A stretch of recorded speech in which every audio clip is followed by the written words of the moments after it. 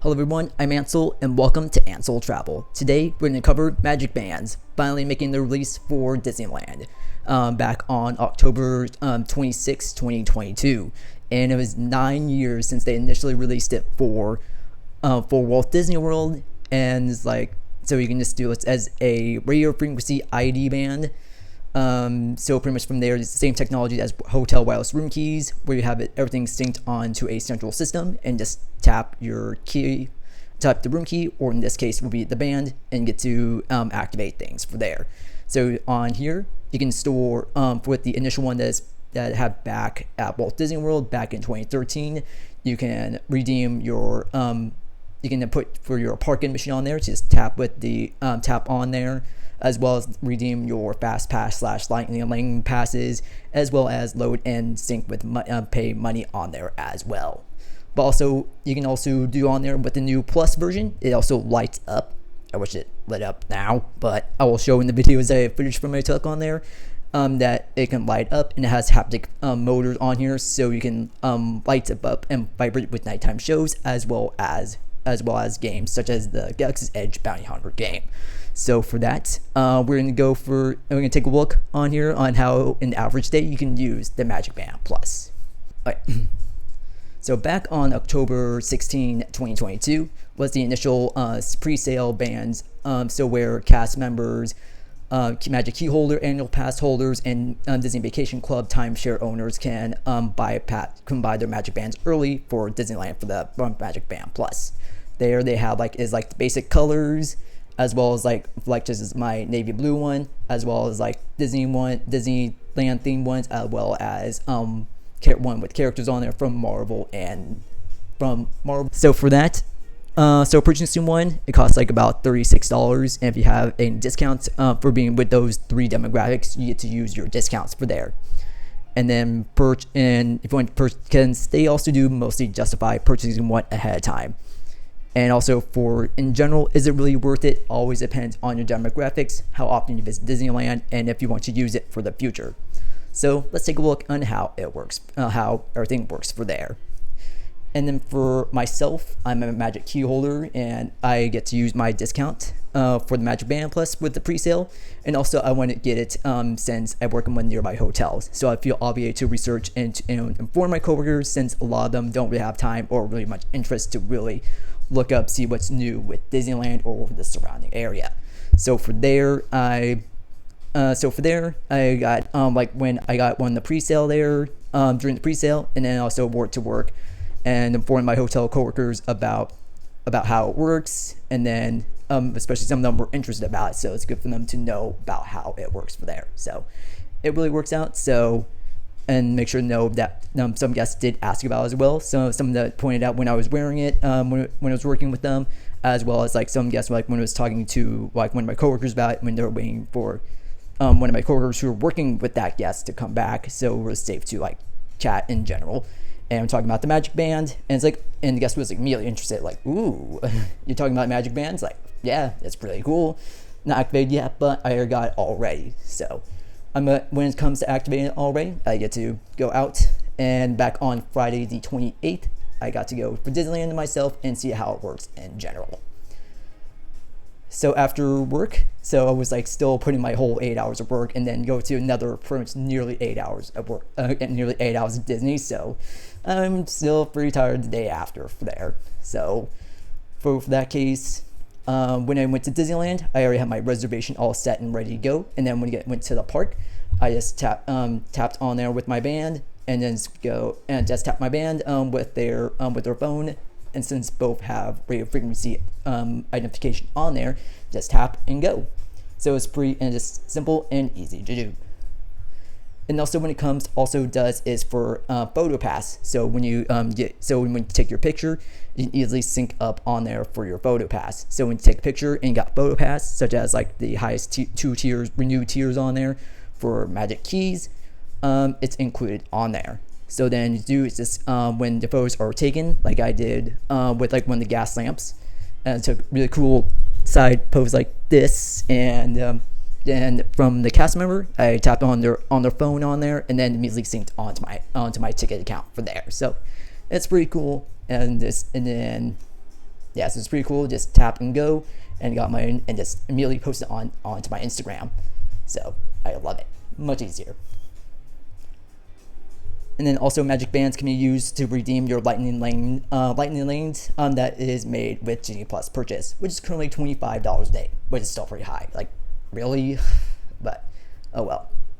But I don't want to purchase it since I'm here myself for an evening, so it's like, I especially had like on mission to general to do all the, to go on to do all the stuff for the Magic Band, so I did not feel obligated to really buy it anyways. So pretty much for the guests who do buy it, they purchase it, they make their reservation, such as like what they did for Space Mountain, and then when you get to the entrance point for Lightning Lane, just tap on it, turns green, then you're good to go. But for me, when I was at the ride, it was about an hour long, supposedly on the wait times, but then thereafter it just felt like it's a bit longer because it was like 80 minutes, because I think kind of got complicated due to prioritization from like all the waiting and standby, and because all Lightning Lane. So we're really gonna do. And then after Space Mountain, it was time for dinner at Tomorrowland Terrace. So when you are going shopping or dining, you can load up cash on your Magic Band soon, whenever they're able to do so, for the RFID for the pay terminal. So somebody get to use like for Apple Pay or Google Pay that you use on your phone. You just tap it and go when it is activated for there, and you pay for it on there. So it's easy to use when you're at stores or at a restaurant that has the terminals there. But when it comes to sit-down restaurants with the wait staff, there are usually like wireless credit card terminals that you do like handheld terminals that do that. That has like the RFID tap to pay, but a lot of places still don't do that or really want to. So usually, I don't think they do that for sit-down restaurants at all for Disney parks, but we'll see if they do make that transition later. And then also from here is kind of where it splits off from the Magic Bands 1 and 2 to now from just the RFID to now all the new interactive features with the Plus. So for the Plus, it has like 5 LED lights, one in the middle and then one on each corner. I wish you can just have it just light up. And then from there, it also has a vibration mode that you get to use for activities, so you get to actually vibrate there, and get to be used for the next two parts. So next is after I finished eating, went to Star Wars Galaxy's Edge for their new activity, a Bounty Hunter game. So for there, guests are invited to join the ranks of the Bounty Hunter Guild. First, by going to the Bounty Hunter job postings, tap your Magic Band to the RFID point, and loading the assignment on your band and phone via Disney Parks app. After the assignment is loaded, you get your target and the lightning vibration of Magic Band Plus to find your target. The band will light up green if you're in the right direction, red in the wrong direction, and purple if you're locked onto the target. Going around the land, you look for any closed doors for what looks like be panels to open the door. It may take a while, but it is a trial and error for this. Eventually, I found the panel that turned my band purple, and then tapped my phone with the game to activate the Disney Play app. So from there, get to use app and then use my phone's thermal scanner to find the wanted criminal. I found the criminal, and then and he was captured and got my bounty. Then when I went to the back to the Master's hideout, which is next to the job postings, you scan the band, and then the guild master opens up the peat panel, then saying that congratulating you on your first bounty. However, you have to find a lot more bounties to be considered the ranks of the guild, and then gives you your bounty for there. Because of this, it's a very wash and repeat process, and you have to get back into the very long line to get another job, but so your mileage may vary. For me, it's okay. It's pretty cool, but myself, meh, not really. Especially there was a good amount of guests who were like straight confused, like, where do I go? What do I do? And it's like, I just wish there was a cast member to help guests. Seriously, there wasn't any cast members around, but we're gonna do. So after finishing around the Bounty Hunter, I went to the Rivers of America, and then just before 9 p.m. for Fantasmic. For shows like Fantasmic, World of Color, and the fireworks shows that are at night, the Magic Band uses the Bluetooth lighting on your Magic Band Plus to light up for the show. It's pretty cool since it lights up with the main colors of lighting of the show at the moment, such as like there's bursts of blue lighting, then light would turn blue, or loud sounds such as like pyrotechnics, or the band would vibrate along as well. That's pretty cool how it lights up with no latency with the show. However, the fascination of each guest may vary, but in my eyes, it's pretty cool. It's a pretty neat feature. I'm all about all the cool lighting and effects. And then also after Fantasmic, it was for the Halloween fireworks show, Halloween Fright. Back to Big Thunder Mountain when the fireworks started, and the band didn't glow or vibrate then.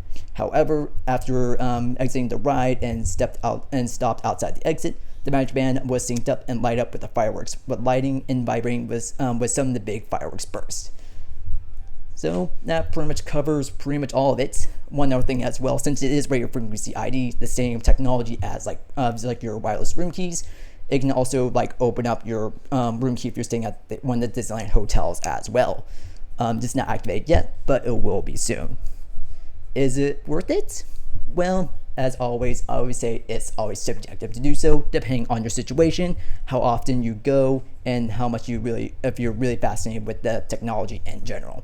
For me, I love it, and just makes things easier, so you can just tap and go, and especially you don't have to fumble for your phone when you're going through the parks. So, for me, I love it. Others, maybe not. It just depends. So, thanks for watching. I'm Ansel. Thank you for watching Ansel Travel on the MagicBand Plus. Thanks for watching, and have a great day.